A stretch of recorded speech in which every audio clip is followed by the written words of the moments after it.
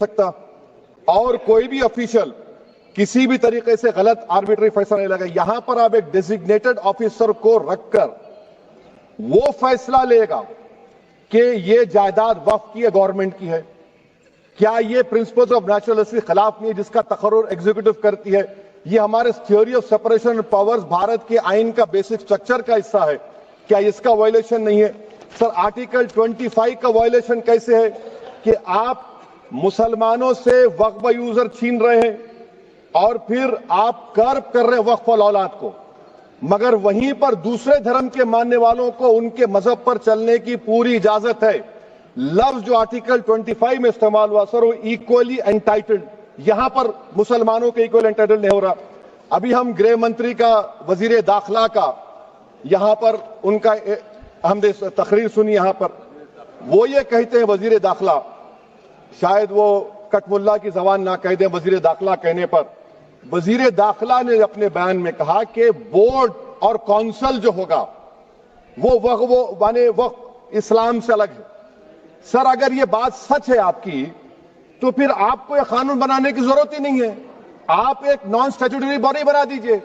ये जो कानून बन रहा है ना सर, ये आर्टिकल 26 इसका सोर्स है, और आर्टिकल 26 जब इसका सोर्स है तो आर्टिकल 26 का ABCD क्या कहता है कि रिलीजियस डिनोमिनेशन को अपने मजहब के अफेयर्स खुद चलाना, मूवेबल इमूवेबल प्रॉपर्टी को लेना और एडमिनिस्टर करना। जब हिंदू धर्म को, बौद्ध धर्म को, सिखों को यह राइट दिया गया है, तो आप कैसे मुसलमानों से छीन रहे हैं? तो यह आर्टिकल 26 का ग्रेव वायलेशन है। तो सर, अब वक्फ यूजर का मामला देखिए, मिनिस्टर साहब ने कहा कि एंक्रोचमेंट हो रहा है, 17,000 एंक्रोचमेंट हुए हैं। तो यही नरेंद्र मोदी की हुकूमत ने 2014 में उस वक्त के मंत्री ने एक Waqf properties eviction of unauthorised occupants bill को इंट्रोड्यूस किया। आपने विड्रॉ कर लिया 2024 में उसको। क्यों विड्रॉ किया सर आपने? जब आप मान रहे थे कि एंक्रोचमेंट हो रहा है तो आपने बिल को विड्रॉ कर लिया। अच्छा सर, अब वक्फ यूजर को आपने निकाल दिया, माने कंडीशन क्या लगाए कि अगर उसमें डिस्प्यूट होगा और गवर्नमेंट प्रॉपर्टी होगी। सर, डिस्प्यूट तो है। मिसाल के तौर पर मोहिबुल्लाह साहब जिस मस्जिद के इमाम है, पार्लियामेंट के सामने मस्जिद है सर, 123 प्रॉपर्टीज में मस्जिद है, डिस्प्यूट चल रहा है। कल कलेक्टर या डिस्ट्रिक्ट ऑफिसर बोलेगा कि भाई साहब ये गवर्नमेंट प्रॉपर्टी है, स्टिकर लगा दिया जाएगा, मस्जिद बंद, गवर्नमेंट प्रॉपर्टी हो गई, होगी ना सर? अब ये बताइए, आप जब से यहां पर पूरे बीजेपी रूलिंग पार्टी हमको ज्ञान दे रहे हैं कुछ नहीं होगा, कुछ नहीं होगा, मैं दलील के साथ बता रहा हूं आपको। ये मस्जिद दिल्ली गवर्नमेंट बोलती हमारी है, वक्फ दिल्ली वक्फ बोलता हमारी है। तो सर, वक्फ यूजर, अगर मैं अपनी गवर्नमेंट के खिलाफ वक्फ बोर्ड वक्फ यूजर इस्तेमाल नहीं करेगा तो क्या है सर? अच्छा, ये अमेंडमेंट जब हो जाएगा तो मुझे कहने दीजिए सर, सिर्फ प्राचीन मंदिरों की हिफाजत होगी, मस्जिदों की नहीं होगी।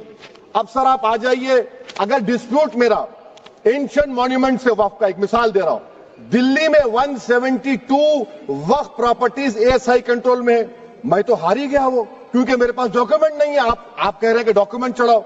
अगर मेरा गवर्नमेंट से डिस्प्यूट चल रहा है, मैं तो क्लेम ही नहीं कर सकता, क्योंकि आप जज बनेंगे, आप ही फैसला करेंगे, और जब तक आप फैसला नहीं करते वो वक्फ की प्रॉपर्टी नहीं होगी। वो प्रोविजन डाल दिया आपने।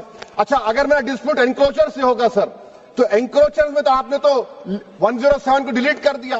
आप रातों रात खाबिज को, एंक्रोचर को मालिक बना रहे हैं। सर, मैं ये पूछना चाहता हूं आपके जरिए हुकूमत से, एक मुंबई में एक बहुत बड़े दौलतमंद है, खोजा बरादरी का यतीम खाना था, उन्होंने 2004 या 5 में 22 करोड़ में खरीद लिया। वो केस सुप्रीम कोर्ट में कि आप उनको मालिक बनाना चाहती है लिमिटेशन एक्ट अप्लाई करके, हमको बताइए, हम जानना चाह रहे हैं। और सच्चर कमेटी ने सर 2007 में कहा कि दिल्ली के 123 प्रॉपर्टीज की मार्केट वैल्यू 6,000 करोड़ की। आज हम 2025 में आ गए, क्यों आप उन प्रॉपर्टीज के खिलाफ पड़े हुए? 1976 में उस वक्त के वजीर आजम इंदिरा गांधी लेटर लिखा, इसको आप दे दीजिए, मगर आप उसको मानने को तैयार नहीं है। तो सर, और एक जो झूठ फैलाया जा रहा है, management empowerment efficient development. Sir, this bill takes any management from the hands of Muslims disempowers the Waqf in comparison to any other stakeholder, takes away the efficiency of administration and hampers development. Waqf disempowerment in the name of efficiency, inefficiency is being created. The progress of development from pre-independence till today is sought to be destroyed.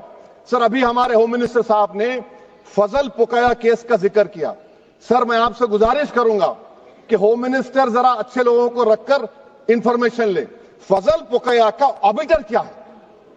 It is obiter, वो ratio descendant आई नहीं है जो आपने कहा। Sir, और एक चीज जो आपको बता रहा हूं सर, अब आप जब आर्टिकल 26 से मेरा सोर्स है, तो आप सेंट्रल वक्फ काउंसिल में 22 में से 10-11 आप नॉन मुस्लिम को बना सकते हैं। रिलीजन न्यूट्रल आपने कह दिया, और आप बनाएंगे। क्यों बनाएंगे आप? स्टेट वक्फ बोर्ड में 7 नॉन मुस्लिम होंगे और 4 मुसलमान। क्यों होंगे? क्योंकि आप लॉ में 95 में डायरेक्ट मैनेजमेंट में ले सकते हैं 5 साल के लिए। आप वक्फ यूजर को आप कलेक्ट डिस्ट्रिक्ट ऑफिसर बोलेगा ये वक्फ की प्रॉपर्टी नहीं है, तो वो वक्फ बोर्ड खामोश बैठ जाएगा, कुछ एक्शन ही नहीं लगा, क्योंकि वो आपके प्यादे हैं। अच्छा, जब आप नॉमिनेट करेंगे सर, मैं मोदी गवर्नमेंट के खिलाफ नो कॉन्फिडेंस ला सकता हूं, मगर वक्फ बोर्ड का चेयरमैन जो नॉमिनेट होगा उसके खिलाफ नो कॉन्फिडेंस नहीं ला सकते हम, बिल्कुल नहीं ला सकते। क्या मजाक है बताइए आप? ये डेमोक्रेसी है। नॉमिनेट भी स्टेट गवर्नमेंट करेगी, वो अगर डिक्टेटर बन जाएगा जैसा आज भारत में हो रहा है, तो वो भी नहीं हटेगा। कम से कम यहां पर तो इलेक्शन है, वहां पर तो आप 5 साल झेलते रहो उसको। अच्छा सर, अब ये जो क्लॉज 11 और क्लॉज 9 आप 16AA से देखिए, where the qualification of the members of the board has been limited only to 3 categories contained in 14(1)(c. Intention is very clear that the majority is to be packed with non-Muslims. So who will defend my interests, sir? If I cannot depend on the state waqf board, central waqf council, which are going to comprise non-Muslims, this in itself is a clear violation of Article 26, 14 and 15, sir. अच्छा sir, CO पहले 95 act में था कि word मुस्लिम, आपने गायब कर दिया उसको। अरे आखिर क्यों इतनी नफरत है आपके लफ्ज मुसलमान से? अच्छा, फिर क्या कह रहे हैं आप कि ये भी आर्टिकल 26 का वायलेशन है। सब जितने हिंदू धर्म के प्रॉपर्टीज हैं, सिख धर्म के हैं, बौद्ध के हैं और आपके जैन के, वहां पर उन्हीं के मजहब का ऑफिसर होगा। और कहां पर नहीं होगा? वक्फ बोर्ड में। Waqf board is a pure religious institution, इसको समझने की जरूरत है। तो आप ये कर दे रहे हैं सर। अच्छा सर, आप देखिए, अब आप आ जाइए ये ट्राइब्यूनल पर। मुझे समझ में नहीं आया सर कि हमारे होम मिनिस्टर वजीर दाखिला ने क्या कह दिया कि 2013 का जो कानून है वो नहीं बनता तो हम नहीं लेके आते। मैं बड़े अदब के साथ उनसे पूछना चाह रहा हूं कि क्या उस वक्त राजनाथ सिंह साहब, अडवाणी साहब, हमारी लेट सुषमा स्वराज, ये बड़े बड़े नेता यहां बैठे थे? आपने यूनानिमस उस कानून को पास करवा दिया। कीर्ति आजाद थे उस वक्त, अब यहां बैठे हैं वो टीएमसी में। तो क्या आप गलत थे या वो गलत थे? हमको बता दीजिए, आप बता दीजिए। क्योंकि अगर अडवाणी आपके लिए बहुत बड़ा नेता है, मेरे लिए नहीं हो सकते, आपके लिए आपने पद्मश्री दिया उनको। मोहतरमा सुषमा स्वराज की जबरदस्त तकारीर का मैं कायल हूं, वो बैठकर उस 2013 को यूनानिमस पास कर दिए। मुझे कंफ्यूजन है कि क्या अमित शाह, नरेंद्र मोदी बड़े हैं या अडवाणी बड़े? आपके लिए आप तय कर लीजिए। अच्छा सर, आपके tribunal sir, railway Clements tribunal, NGT tribunal, income tax, वैसे 14-15 ट्राइब्यूनल है, हिंदू एंडोमेंट का ट्राइब्यूनल, सबका अपील नहीं होती, रिव्यू होता है।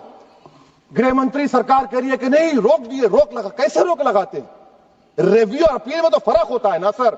आप ही जो एडमिनिस्ट्रेटिव कंट्रोल था सीजीआई साहब, उसको निकाल दिए।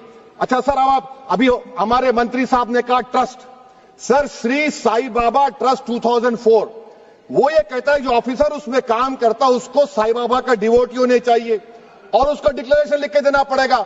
यहां पर हो रहा तो यहां पर क्यों नहीं हो रहा? अच्छा सर, आप फिर देख लीजिए, ये आपका हो गया सर। हाँ, अब अमित शाह साहब ने सेक्शन 2A के बारे में कहा और उन्होंने इस बात का इकरार कर लिया कि दाऊदी बोहरा के लिए यह बनाया गया है।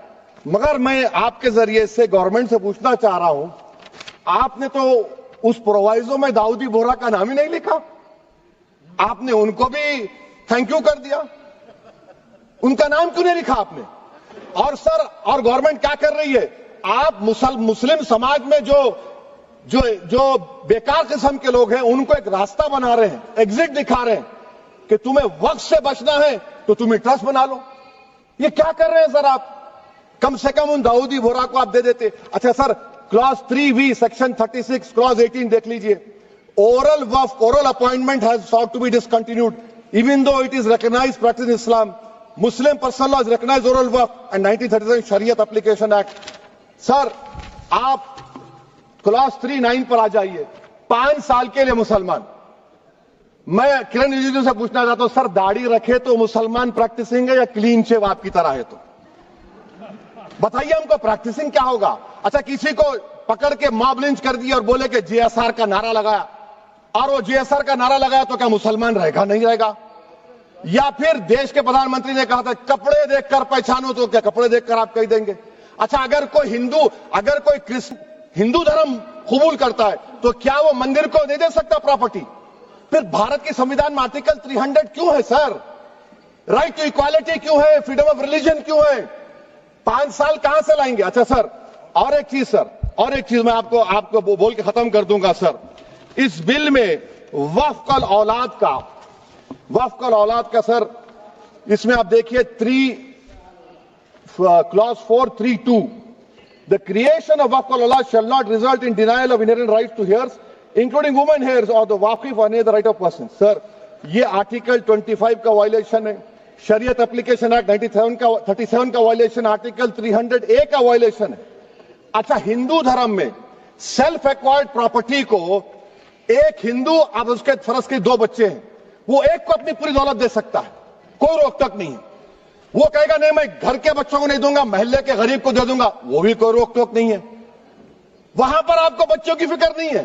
जब मैं अपनी प्रॉपर्टी को अल्लाह को मालिक बनाकर दे रहा हूं, आप कह रहे बच्चों की फिक्र नहीं है।